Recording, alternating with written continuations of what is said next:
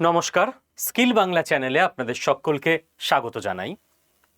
দেখুন, পিওকেতে যে আন্দোলন চলছিল লাস্ট কয়েকদিন ধরে, সেটা আপনারা সকলে জানেন যারা skill Bangla channel daily follow করেন। এবার এই আন্দোলন আস্তে আস্তে মোমেন্টাম গ্যাদার করতে করতে পিক পর্যায়ে পৌঁছে গেছে।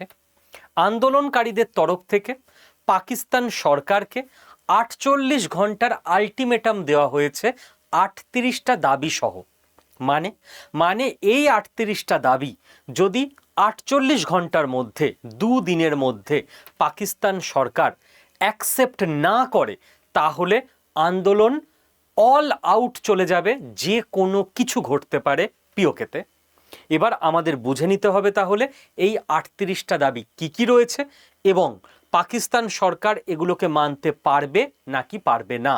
কারণ পিওকেতে যা কিছু ঘটবে সেই দিকে নজর রাখতেই হবে ভারত সরকারকে, ভারতবাসীকে। দেখুন, 48 ঘন্টার আলটিমেটাম, 38টা দাবি, এটা তো আমি আপনাদের বললাম। এই দাবি কারা রেখেছে? প্রথম কথা, এই দাবি রেখেছে জাক, JAAC। জাক মানে কি? Joint Awami action committee. এরা কারা? এরা কি কোনো রাজনৈতিক দল? না। জাক বা জয়েন্ট আওয়ামী অ্যাকশন কমিটি এরা কোনো ভোটে লড়ে না। পিওকেতে যেরকম প্রত্যেকটা জায়গায় বিভিন্ন সংগঠন থাকে না, তো পিওকের লেবারদের সংগঠন আছে, শ্রমিক ইউনিয়ন। পিওকেতে স্টুডেন্টসদের সংগঠন আছে, বিভিন্ন ছাত্র ইউনিয়ন। পিওকেতে বিভিন্ন যারা সোশ্যাল অ্যাক্টিভিস্ট আছে তাদের সংগঠন আছে, বিভিন্ন এনজিও, এই ধরনের বিভিন্ন অ্যাক্টিভিটি যারা করে। পিওকের লয়ার, যারা উকিল, তাদের সংগঠন আছে, বার অ্যাসোসিয়েশন, এইসব থাকে না। এই যত যত যত যত আরও আমি নাম লিখলাম না, যত রকম সংগঠন হতে পারে, এই সমস্ত সংগঠন আবার একটা ছাতার তলায় চলে এসছে, যার নাম হচ্ছে JAAC। তো বুঝতে পারছেন কিভাবে গোটা গেম প্ল্যানটা লাস্ট 3-4 বছর ধরে খেলা হয়েছে। যে কোনো একটা সংগঠন সে পিওকের সমস্ত মানুষকে রিচ করতে পারবে না। তো পিওকেতে এমন একটা সংগঠন চাই এক্স, যে স্টুডেন্টদের ইউনাইটেড রাখবে। একটা ওয়াই সংগঠন চাই, যে চাষিদের ইউনাইটেড রাখবে। একটা জেড সংগঠন চাই, যে হয়তো দেখা যাচ্ছে শ্রমিকদের ইউনাইটেড রাখবে। একটা ডাব্লু সংগঠন চাই, যে সমস্ত লয়ারদের সঙ্গে কানেকশন মেনটেন করবে, যাতে করে লিগ্যাল কেস হলেই এই সংগঠনটা সামনে চলে আসতে পারে।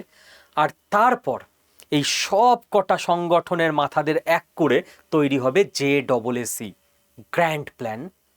আলটিমেটলি JAAC এর মধ্যে গোটা পিওকের 90% লোক কোনো না কোনোভাবে কানেক্টেড। কেউ হয়তো একই পরিবারের, একটা ছেলে লয়ার, সে আছে লয়ার অর্গানাইজেশনে। তার বাবা হয়তো কৃষক, সে আছে কৃষক সংগঠনে। তার ভাই হয়তো লেবার, সে আছে লেবার সংগঠনে। কোথাও না কোথাও কেউ না কেউ তো আছেই। তো এই যে JAAC, এরা এইবার অল আউট একটা উদ্যোগ নিয়েছে আন্দোলনের, 38 দফা দাবি যদি মানা না হয় তো। এবং এই যে 3-4 বছর ধরে গোটা ঘটনাটা কিভাবে ধাপে ধাপে সাজানো হলো, দেখুন। কারা সাজিয়েছে, কারা করেছে আমি বলবো না। যথেষ্ট ম্যাচিওর্ড যারা স্কিল বাংলা চ্যানেল ফলো করেন, আপনারা আপনাদের বুদ্ধির ওপর ওটা ছেড়ে দিলাম, আপনারা বুঝতে পারছেন, আপনারা প্রত্যেকে যথেষ্ট ওয়াকিবহাল এই সম্পর্কে। ফেজ 1 2022-23। দেখুন, 2022-23-এ কিন্তু শুরুটা হয়নি, শুরু হয়তো হয়েছে তারও 10 বছর আগে। কারণ এই ছোট ছোট স্টুডেন্ট ইউনিয়ন, ছোট ছোট লেবার ইউনিয়ন, এগুলো তৈরি করতে টাইম লেগেছে। তাদের ছোট ছোট প্রোগ্রাম, যাতে করে দলগুলো শক্ত সমর্থ হয়। এইবার দেখুন 2022-23-এ ফেজ 1-এ যখন JAAC গঠন করে প্রথম আন্দোলনে যাওয়া হলো, তখন আন্দোলনটা মূলত ছিল খাদ্যকেন্দ্রিক, ফুড নিয়ে। খাদ্যকেন্দ্রিক বলতে মূলত সেই সময় থেকে যেটা দাবি ছিল, দেখুন আমাদের এখানে পশ্চিমবঙ্গে বা কেউ যদি বাংলাদেশ থেকেও শুনছেন, বাংলাদেশে আমাদের এখানে স্টেপল ফুড কি? ভাত, তাই না? আমরা বাঙালিরা ভাত খাই। ঠিক সেরকম পিওকেতে বা আপনি বলতে পারেন ওভারঅল পাকিস্তানে স্টেপল ফুড হচ্ছে আটা, ঠিক আছে? তো ওখানে রুটিটা বেশি খাওয়া হয়। এবার আটার দাম যদি বেড়ে যায় তাহলে আলটিমেটলি প্রত্যেকটা ফ্যামিলিকে ইম্প্যাক্ট করছে সেটা, কারণ মানুষের বেসিক নিড ওটা। বেসিক নিডের দাম বেড়ে গেলে খুব সমস্যা হয়। এবার আটার দাম বাড়লো কেন পাকিস্তানে? তার কারণ আছে। তার কারণ হচ্ছে পাকিস্তান সাধারণ মানুষের জন্য ভর্তুকি দিয়ে আটা বিক্রি করত, যাতে সাধারণ মানুষের অসুবিধা না হয়। এবার পাকিস্তানের ইকোনমি যেহেতু খুব ডাউন এবং সমস্ত রকম চাপ ক্রিয়েট করে ডাউন করানো হয়েছে, পাকিস্তান বাধ্য হয়েছিল আইএমএফ এর কাছে যেতে। কি করতে? আইএমএফ এর কাছে গিয়ে যে স্যার কিছু লোন দিয়ে দিন, না হলে দেশ চলবে না, এতগুলো মানুষ না খেতে পেয়ে মারা যাবে। আইএমএফ লোন দিয়েছে পাকিস্তানকে, আমরা সবাই জানি। কিন্তু আইএমএফ লোন দেবার ক্ষেত্রে বেশ কিছু কন্ডিশন দেয়, যে লোন তো দেব, বাট তোমার দেশে সমস্ত রকম ভাতা ভর্তুকি বন্ধ করতে হবে। আইএমএফ খুব স্ট্রিক্ট, যে তুমি লোনও নিলে দেশে ভাতা ভর্তুকিও চালাচ্ছ, তো তোমার ইকোনমি উঠবে কি করে, তুমি লোন শোধ করবে কি করে? তো আইএমএফ এর কথা শুনেই আপনাকে আইএমএফ এর থেকে লোন নিতে হবে। পাকিস্তান পড়ে গেল প্রথম ফাঁদে। আইএমএফ বলে দিল ভাই লোন দিচ্ছি $1 বিলিয়ন $2 বিলিয়ন চালাও দেশ, বাট ওই ভর্তুকি দিয়ে আটা বিক্রি করা যাবে না।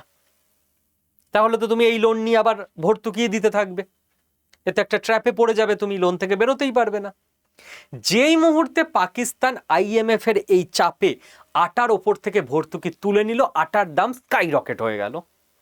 যেই আটার দাম বাড়তে শুরু করলো, নির্দিষ্ট সেই এজেন্সি যারা আস্তে আস্তে পিওকেতে প্রত্যেকটা ইউনিয়ন গড়ে তুলছিল, তারা ব্যাপারটাকে যখন অবজার্ভ করলো যে ভাই সুযোগ এসে গেছে, পাকিস্তান কোনোভাবে ভর্তুকি দিতে পারবে না, মানুষের স্টেপল ফুডের ওপর আঘাত এসছে, এই সেন্টিমেন্টটাকে যদি রেজনেট করে অ্যাম্পলিফাই করা যায়, এটাকে এক্সপ্লয়েটও করা যাবে ভালো উদ্দেশ্যে। এবং কাজ করে গেল এটা। মানুষ রাস্তায় নেমে গেল যে ভাই আমার আটা কেনার জন্য মাসে যা বাজেট ছিল সেটা বাড়াতে হচ্ছে, কারণ মানুষ তো না খেয়ে থাকতে পারে না, তার জন্য পকেটে টান পড়ছে, অন্য অনেক জিনিস বন্ধ করে দিতে হচ্ছে দরিদ্র এবং মধ্যবিত্ত ফ্যামিলিকে। 2, ফুয়েল। রাশিয়া ইউক্রেন যুদ্ধ শুরু হয়ে গেছে, পাকিস্তানে তেলের দাম বাড়তে শুরু করলো, কারণ ভারত তো রাশিয়া থেকে তেল কিনে নিয়েছে 2022-23 থেকেই, ভারত একবারও বন্ধ করেনি। পাকিস্তান তো পারেনি, আমেরিকার চাপে তেল কিনে নিয়ে রাশিয়ার থেকে। যেই তেলের দাম বাড়তে শুরু করলো, প্রত্যেকটা জিনিসের দাম বাড়বে, কারণ পেট্রোল ডিজেলের গাড়িতে করেই ট্রান্সপোর্ট হয়। পাকিস্তানে তো ইভি আরোই নেই। ট্রান্সপোর্টের খরচ যদি বেড়ে যায়, আপনার সবজির দামও বাড়বে, মাংসের দামও বাড়বে, ইচ অ্যান্ড এভরি জিনিসের দাম বেড়ে যাবে। আবারও নির্দিষ্ট সেই এজেন্সি দেখলো পাকিস্তানে সাধারণ মানুষের পকেটে টান পড়ছে, এই জিনিসটাকে রেজনেট করাও, অ্যাম্পলিফাই করাও। নাম্বার 3, যখনই পেট্রোল ডিজেলের দাম বাড়ছে, আটার ওপর ভর্তুকি উঠে যাচ্ছে, মানে কি টোটাল যেটা বলছিলাম সব কিছুর ওপর ইনফ্লেশন হয়ে যাচ্ছে। মানুষের যখন পেটে টান পড়ে, মানুষ তখন রাস্তায় নামে। নাম্বার 4, এটা আমি এর আগে 3-4টে ভিডিওতে বলেছিলাম যে পিওকে থেকে প্রচুর ইলেকট্রিক তৈরি হয়, হাইড্রো পাওয়ার ইলেকট্রিক। সেই ইলেকট্রিককে পাকিস্তানের যে মেন শহর পাঞ্জাব প্রভিন্সে নিয়ে যাওয়া হয়। পিওকেতে লোডশেডিং থাকে। লোডশেডিং ইস্যুটাকে কেন্দ্র করেও মানুষকে বোঝানো হলো যে রাস্তায় নামতে হবে, আমার এখান থেকে তৈরি ইলেকট্রিক আমরা পাচ্ছি না, ইয়ার কি আছে নাকি।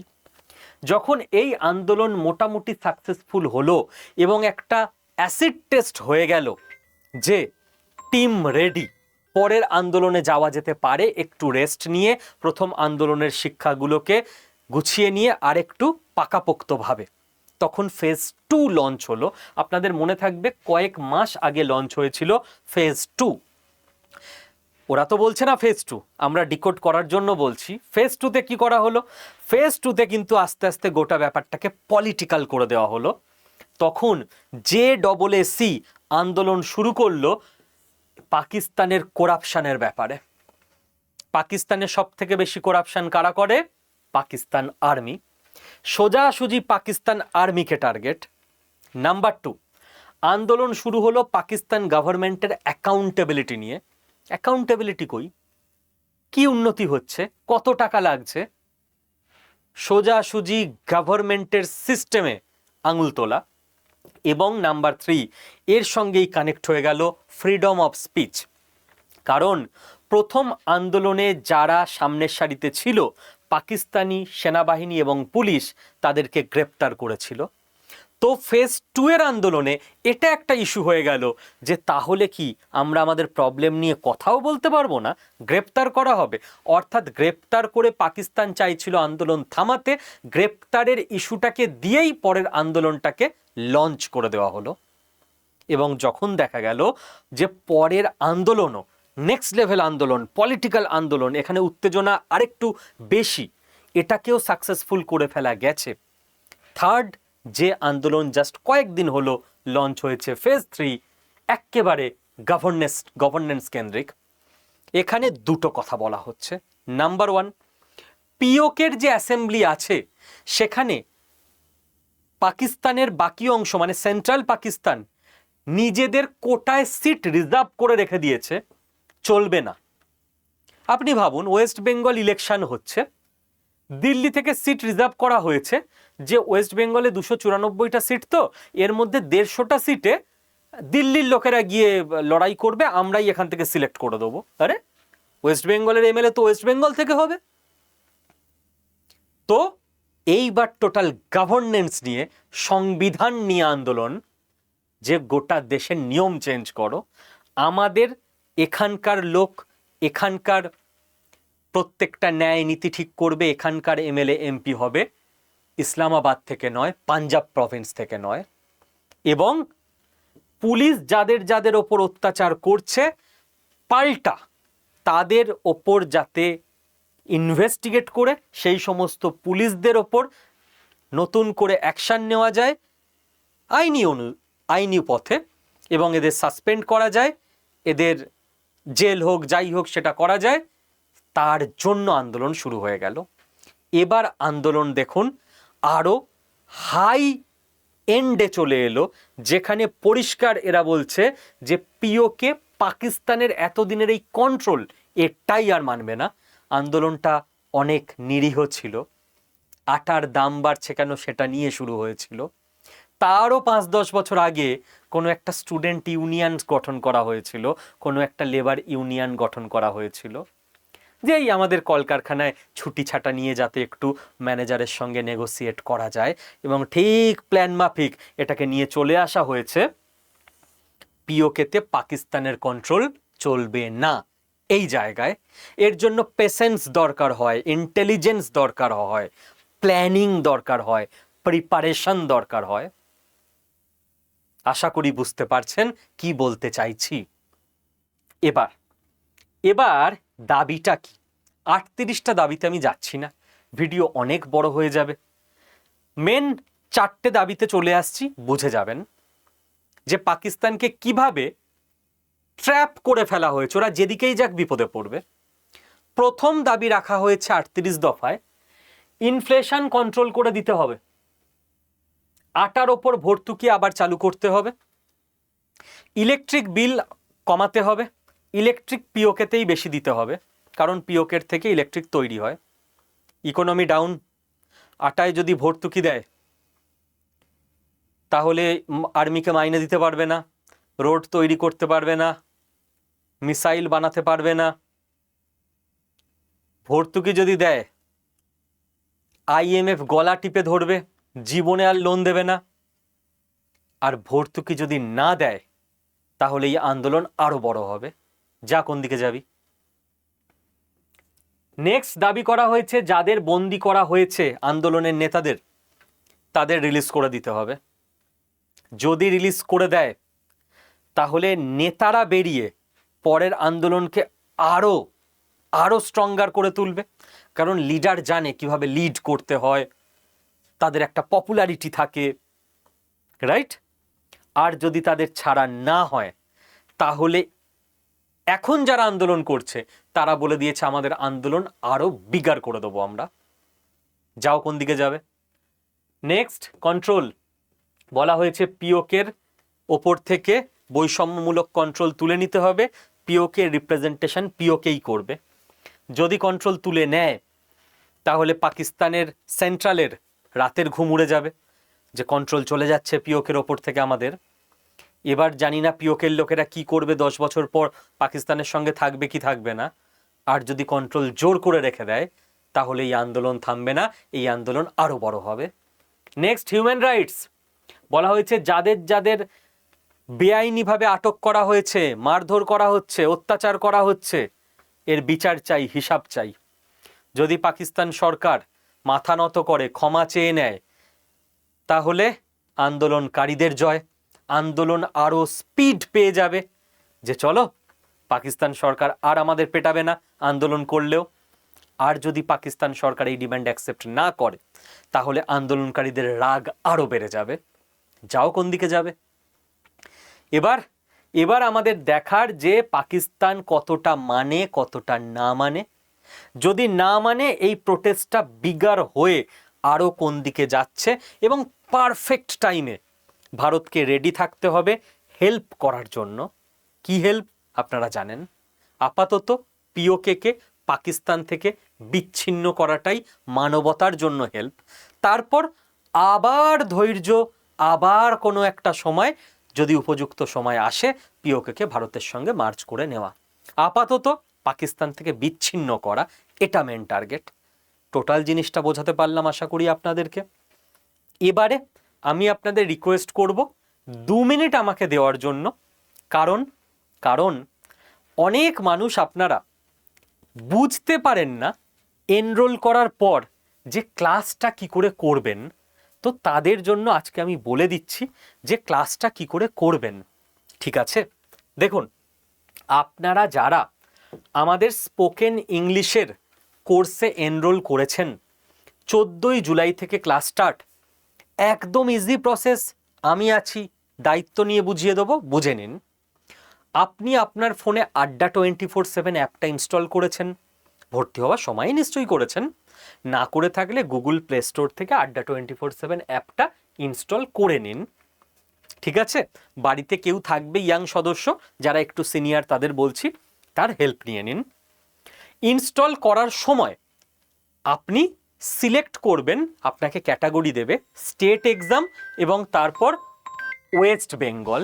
ঠিক আছে, এটা করা হয় কেন? আমরা তো মূলত সরকারি চাকরির জন্য পড়াই সারা ভারতবর্ষে। তো অ্যাপকে বোঝানো যে আপনি কোন এক্সামের জন্য প্রিপারেশান করছেন। এবার আপনি কোন এক্সামের জন্য প্রিপারেশান করছেন না জানি, বাট অ্যাপের প্রোটোকল ওটা, সিস্টেম ওটা। তো আপনি যেহেতু বাংলা একটা কারিকুলামে জয়েন করেছেন, ওই জন্য প্রথমে ওয়েস্ট বেঙ্গল স্টেট এক্সাম, তারপর ওয়েস্ট বেঙ্গল সিলেক্ট করে নেবেন। এই অবধি যাদের করা আছে, বেশিরভাগেরই আপনাদের করা আছে, না হলে আপনারা কোর্সেই ভর্তি হতে পারতেন না। আপনি অ্যাপে দেখবেন নিচে ঠিক মাঝখানে মাই কন্টেন্ট বা আমার বিষয়বস্তু বলে একটা অপশান থাকবে, আপনি ওখানে ক্লিক করবেন। ওখানে ক্লিক করলে মাই পারচেসড কোর্স বলে একটা অপশান আসবে, ওখানে ক্লিক করবেন। ওখানে ক্লিক করলে দেখবেন স্পিক ইজি, আপনার যে স্পোকেন ইংলিশ কোর্সটা যেটা 14ই জুলাই শুরু হবে, সেই অপশানটা চলে আসছে, ওখানে ক্লিক করবেন। ক্লিক করলেই দেখবেন স্পোকেন ইংলিশ লেখা উঠছে একটা ফোল্ডার, ওই ফোল্ডারে ক্লিক করবেন। ক্লিক করলেই দেখবেন আপনার কাছে আসছে লাইভ ক্লাস। ঠিক আছে, 14ই জুলাই সকাল 11টায় এই লাইভ ক্লাসে আপনি ক্লিক করলেই আপনি ক্লাসে জয়েন করে যাবেন, নিজের বাড়িতে বসে ফোন থেকে ক্লাস দেখতে পারবেন। স্যার সকালে 11টায় 14ই জুলাই তো আমি ফ্রি নেই, তো কোনো চিন্তা নেই, লাইভ ক্লাসটা হয়ে যাওয়ার 3-4 ঘন্টার মধ্যে অটোমেটিক ওই ক্লাসটার রেকর্ডেড ভিডিও ওখানে আপলোড হয়ে যাবে। ওই স্পোকেন ইংলিশ ফোল্ডারের পর আপনি যে অপশান আসবে লাইভ ক্লাসের, ওই লাইভ ক্লাসে ক্লিক করলেই কি হবে, 2-3 ঘন্টা পর আপনি রেকর্ডেড ভিডিওটা ওখান থেকেই দেখতে পাবেন, কোনো অসুবিধা নেই। ঠিক আছে, যখন ইচ্ছা দেখবেন আপনার ইচ্ছে মতো।